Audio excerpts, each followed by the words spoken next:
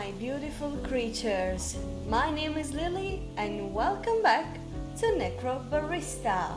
Okay, so this is where we last left off. We watched the first two chapters and now we're about to discover chapter number 3. Now that Maddie knows that good old Ned is here to collect. Ding! Continue? Yep.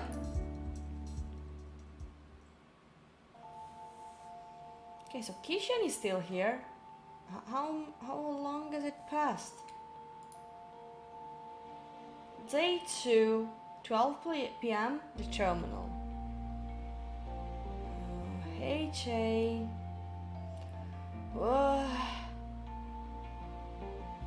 Cute. Rise and shine. Don't wanna. You shouldn't waste your last hour on Earth sleeping. Whoever said I'll have plenty of time to sleep when I'm dead probably had a different idea of how things would play out after death. I mean, after.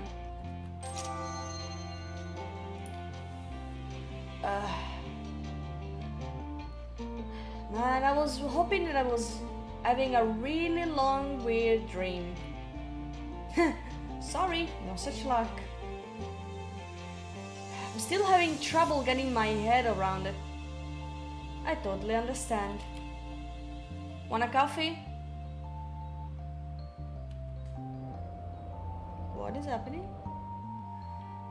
Yeah, just something simple. Hipster coffee coming right up.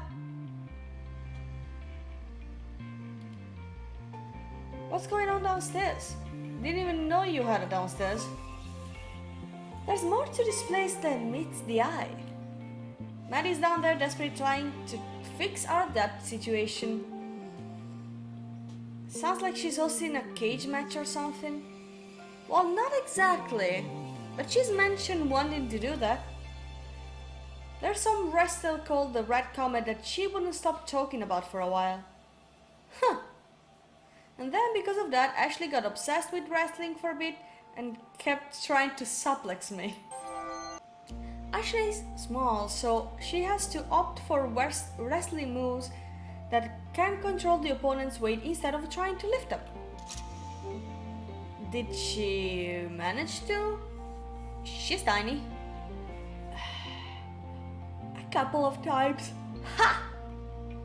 Was very humiliating. I can imagine. But, nice boots. To properly answer your question, Maddie's running a gambling ring. Ooh! When you find yourself standing on the brink of death, a wager could be a chance at salvation or the last chance to feel danger. Both of these appeal to different types of patrons. Downstairs? All by yourself? It's a fairly unconventional one. And by unconventional you mean? Mortals generally aren't involved. The stakes are higher than usual. Oh. Coffee's ready. Come over and get it. Nice shots. This game, if anything, is so beautifully shot. They gamble for time, among other things. You don't sound like you're a huge fan of the idea. I'm not. It's undignified. I mean, as long as that Maddie's not in danger, shouldn't it be fine? The council doesn't like it. They turn a blind eye because we don't cause trouble otherwise. But I'd rather not have to worry about bad things coming our way. Because Maddie refuses to approach the problem from a different angle. And by the problem you mean the debt, right? I was pretty drunk, but I think I remember Maddie storming off after Ned turned up. Yeah, I'm a bit worried about her. Wish I could help. You all seem pretty nice. The thought's appreciated. Maddie will figure it out eventually though, I'm sure. She just needs time. Hey, thanks for the coffee by the way. Just realized you haven't actually made me pay for a bunch of them. How do you expect to pay for them? Oh, right. Yeah, no cash. If I were feeling particularly capricious, I'd ask you to pay in time, but you're a nice kid, and you need every minute you've got. You wanna head downstairs? I can see your eyes darting to the stairs. Not going down, but I'm also not gonna stop you. Yeah, if that's okay. Go on then, I'll stick up around here. Catch you in a bit. Kishan, I like you, so please don't do anything stupid. The stairs that led down to the basement were solid and well worn, with smooth ruts on each step, and had a handrail that had been polished to a silky sheen through years of use. Kishan had always liked stairwells. People never lingered in them for long, and he'd found them to be a good place to catch a breather. He wasn't obsessed with them. That'd be weird. But he definitely appreciated a nice set of stairs. On further reflection, it was probably a little weird. Downstairs, Maddie's audience clamored for blood. Blood. Even the dead find blood spots compelling. From you to me. With the understanding your remaining moments on display are limited, you surrender this time freely without coercion as agreed. Contract fulfilled, you're free to go. Everything comes at a price, nothing risked, nothing gained. Phew! That's 3 in a row, you bloodthirsty bastard. Oh, is it that the knife thing? The crowd cheered. Maddie was clearly an expert at winding them up into a frenzy. Who's next? The room fell dead silent. Come on, isn't anyone here brave enough to challenge me? I thought you came here to play with knives, you fancies. Seriously, anyone? Don't hold out on me. Do I need to pick someone out from the crowd then? Is it what we've come to? Maddie's gaze swept the audience. Kishan! Good to see you upright. Interested in a game of skill? Me? Yeah, you. Oh, sure? Give me some enthusiasm, my man. Sure. What's the game? 5-finger fillet. Some of the people here just call it the knife game. You heard of it? Oh, he did. Oh, finally something I'm good at. Episode 3. Rise and shine. Ooh. He seems confident enough. You got a lot of knives in this place. Tell me about it.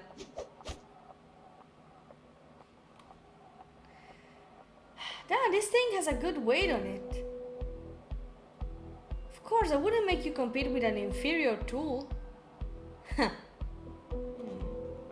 What?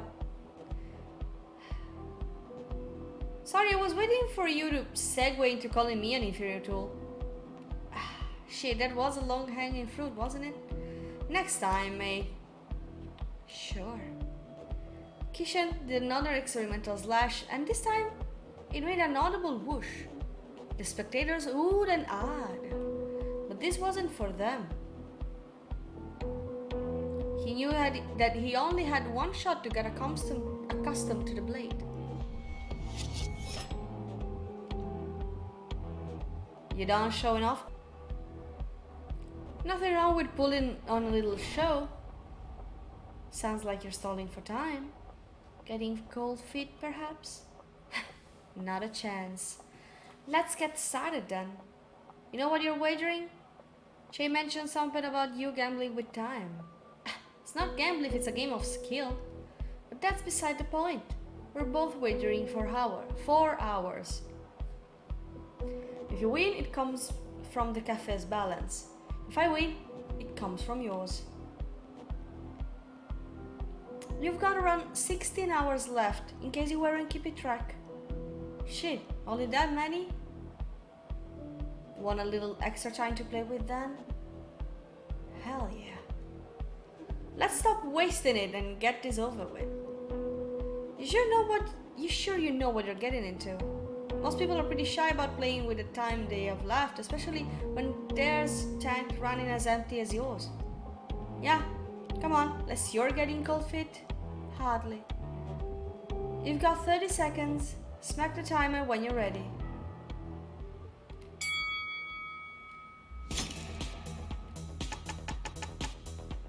The crowd cheered and Kishan fed off their enthusiasm. In response, Manny leaned back and tapped her finger on the table, feigning impatience. He met her eyes, screamed, and continued his performance. His tapping motion got faster as he went, the point narrowly missing each of his fingers. His stabs, strong enough to dive the knife a millimeter or two into the table, were good if you wanted to put on a show. And of course, give the spectators a show was part of the fun. You might be going fast enough to put on a show, but you're not going fast enough to win. How'd I do? 16 sets, if I counted correctly. Whoa! I couldn't do 16. That's how many Maddie beat me with. Is she gonna lose? Nah, she's gonna kick his ass. Feeling good about that result? Certainly am. Rightio then. Watch closely. Oh! I will.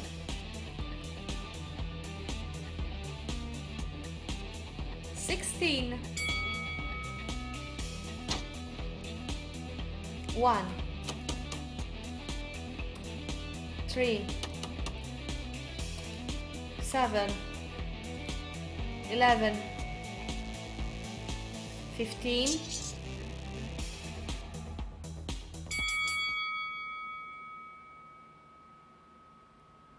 How many did she do?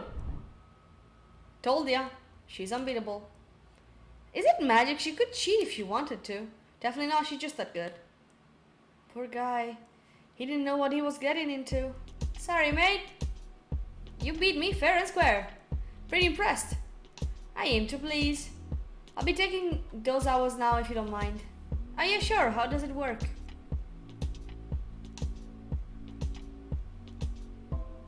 Just like this. You won't feel a thing. Kishan felt a brief tightness in the chest, and just for a moment the tip of Maddie's fingers burned white hot.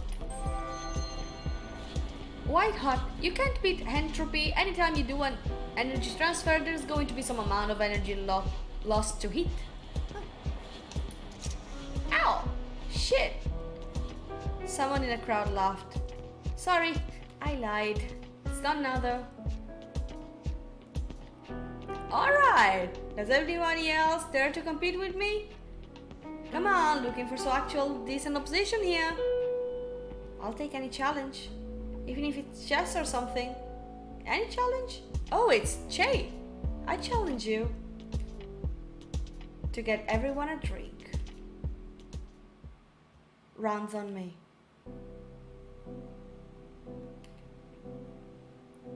Didn't realize you were watching.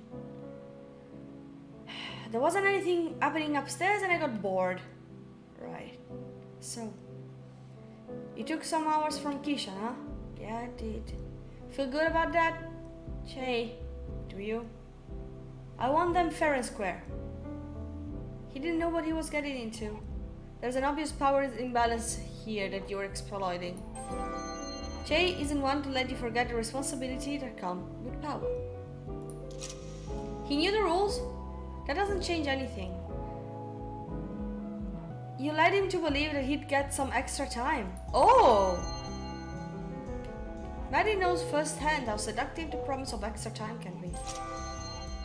Oh.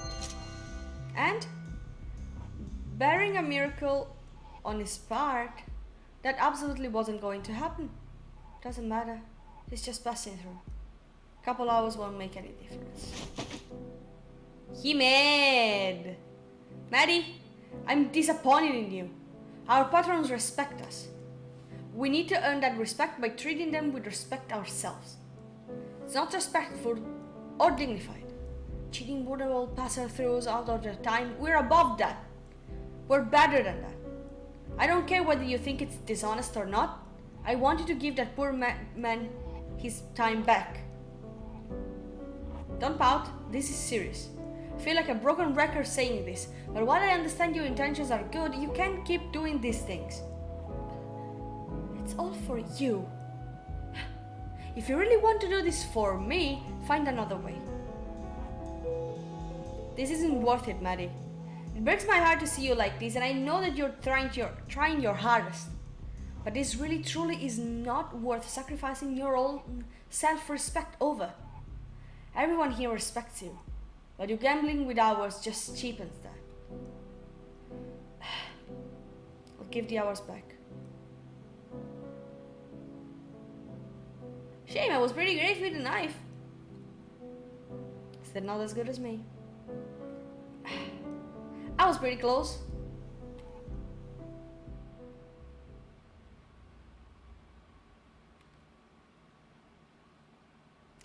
Ooh! Oh hey! It's our friends. Lovelace. Yes? What form did you have before being reborn? I think I was a crab. Come on, I'm being serious. Ashley wouldn't harvest spirit liquid from a crab. You're assuming an awful lot about how squeamish she is.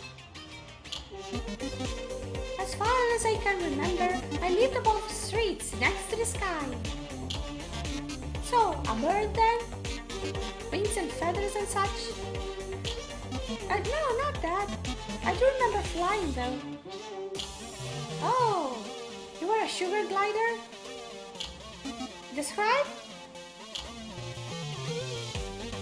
Do you eat insects and tree sap and flower nectar? That is familiar. Wonder how Ashley found you then. Okay, so wait. So they were... The spirit was harvested from an animal? And she put the spirits into the pots? Could have been anything really. You mentioned bright lights earlier. Oof. Yeah, I think you got hit by a car. That seems likely. Is that bad? I mean, you're here now, so... whether you like it or not. Shut up. I am still adjusting. And that's it for our robot segment. Alright, oh, this was fairly short. Alright, what I got was blood, sleeping, gambling, power imbalance, white hot, luck, and contract. Let's see what they give me. We have some more lore. We have more death. We have more terminal. Chain! More terminal. And white hot luck. We have magic. And magic. Okay, so we got 2 magic, 2 cafe, 1 chain, 1 death, and 1 lore. Alright. Oh! We're in a different place. Beth.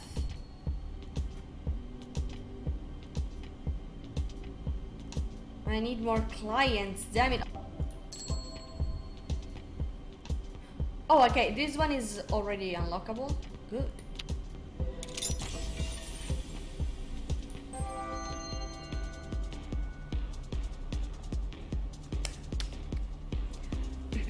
Kishan's footsteps echoed in a way that startled him. Were his footsteps always this loud? Perhaps it was just the contrast with the surrounding environment, which seemed to completely silent, that made his footfalls seem so jarringly loud as he walked along the catwalk.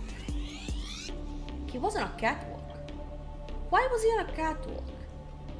He seemed to be gaping a space below him, filled with some sort of mist that he couldn't see through. It was fog-like, and yet despite the fog that lapped at his feet, the air felt hot. but the air felt so dry. The air was thick here. As he breathed heavily, Kishan felt an overwhelming sweet, sickly odor, like the smell of wet or rotting wood, but all he could see around him was steel beams and a concrete path in front of him. Was it the rust he was smelling? No, he knew the smell of rust. This was different. The smell was somehow organic, like the smell of a forest after a fresh rainfall. Kishan shivered. Far in the distance, he could see that what looked like a building of some sort, so far away that it made the structure he was inside feel almost tunnel-like, as if its only purpose was to convey him to that distant building. He continued walking forward, but as he walked, the building seemed to be growing more and more distant. He quickened his pace, and as he walked faster, he could feel himself moving through the thick, stifling air. Yet, as he looked down, he could see the texture of the catwalk in front of him unchanged, as though he were walking in place. Kishan started to run backwards, but saw only a blinding light. His eyes immediately shut, and when he opened them, he was again facing into the tunnel with a distant building at the center of his field of view. He tried turning around, but every time he tried to turn his head, his eyes involuntarily shot the side of the light, and he was forced to close his eyes or look away, always confronted again with the sight of a small hut when he opened his eyes. His heart pounded violently from inside his chest. The tunnel was so quiet that he could hear his own heartbeat, feel his own pulse inside of his head. Something about this place felt deeply, incredibly wrong. Get back. I have to get back. He tried turning again, and this time he found himself unable to even begin rotating his body before his eyes did not shut, placing him again in a whirl of darkness until he opened them again and was confronted with the sight of a small hut in the distance, now looking more far away than ever. I have to get back. Kishan kept facing the building and took a step backwards. As he placed his foot on the ground, he felt a gust of wind knock him forward. He let out a yip of terror. Instinctively, his hands reached for the opposite edges of the catwalk as he fell, trying to steady himself for fear of falling off. The catwalk was wide enough that his body didn't land close enough to the edge for that to have been a risk, and yet, as he looked towards the edge, he felt a growing sense of dread, that there was something down there that would capture him if he allowed it to catch even the smallest hold of it. Almost as he thought it, he felt the sensation of something pressing against his legs. He stumbled to his feet. He ran forward. The hut ahead of him seemed to grow no closer as he ran, but he ran all the same, running not to reach a destination, but to be away from whatever it was that was behind him. Moments ago, his only thought was an overwhelming desire to turn back, a worry that he was somehow trapped in there. But now, that worry was replaced with an overwhelming sense of dread that propelled him forward. He had been pushed forward by something. Something was behind him. Kishan leaned forward and ran. He was no runner. He often found himself winding when forced to climb more than one flight of stairs. And yet, he ran and felt no sense of tiredness holding him back, no need to catch his breath. Maybe it was the thick hair here that someone never allowed him to run out of breath. Maybe it was the thick hair here that somehow never allowed him to run out of breath. Maybe it was the fear or whatever it was behind me that was strong. Kishan felt the air stinging at his eyes as he ran. By now he was running so fast that the thick air felt like a hot wind on his face. Tears began running down his face, but he couldn't find it to raise a hand to wipe his eyes. That would mean slowing his sprint. So he closed his eyes, fully aware that he was running down a catwalk that had no handrail on either side. At this point, he didn't care. He ran and ran. And long after the tears on his face had dried, Kishan realized that he could hear only the sounds of his own feet as they struck the catwalk. He couldn't even hear the rush of wind, even that it seemed to buffet his face. There was no sound of anyone or anything pursuing him. Perhaps there was no pursuer at all. He allowed himself to open his eyes and look down. He looked over his shoulder. This time, there was no blinding line, only a distant glow, like the light at the end of a long tunnel. In a way, it was the light at the end of a long tunnel, and in observing the dim glow of distant light, Kishan suddenly realized just how far he had run. He turned around and saw the building right in front of him. It had windows that were covered with the same fog that covered the ground around him. Kishan reached for the door handle. He half expected it to be locked and felt a moment of panic as the handle bowed under the pressure of his hand. Was he ready to face whatever was on the other side of that door? Did he even want to enter? Did he have a choice? What was it that awaited him inside of this building? Answers or more baffling questions? Kishan looked down the tunnel and suddenly felt cold. Whatever this place was, he needed to escape it, and the only form of egress that seemed available to him was the door of this building. He leaned on the angle and felt the door swing open. Oh God, now I want to know more. Wandering spirit. Oh, was it Kishan just passing the other side? So boop, boop, boop, unlock.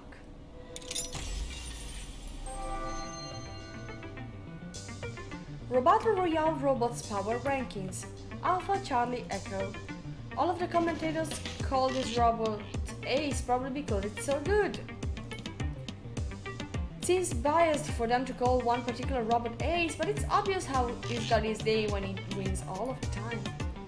And first it looks like this bot doesn't have a weapon and is just designed to be really fast and agile.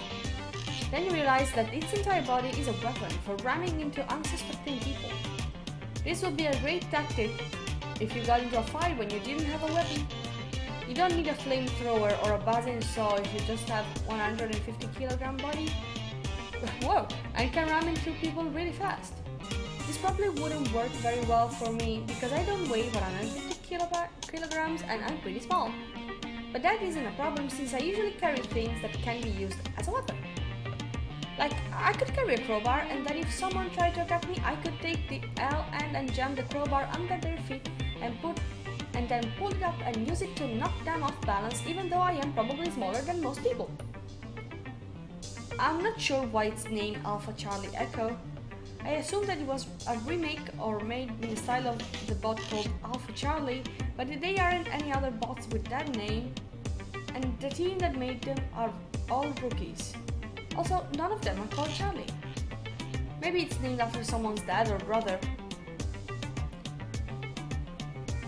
Next trouble will probably be called Beta Charlie Echo or maybe Alpha V2 Charlie Echo or Final _ 2 Charlie Echo. Alright, then I think that is going to be it for today because I decided to do one episode per video. And this was all chapter 3 that we had. So, okay guys, I think this is going to be it for today and I will see you on the next episode. In the meantime, if you like this video, leave a like, maybe comment if you enjoyed it or not, just let me know. I don't know, if you like the idea of subscribing to see more, subscribe and ring the bell and all those YouTuber things. Anyway, I will see you on the next video, so bye!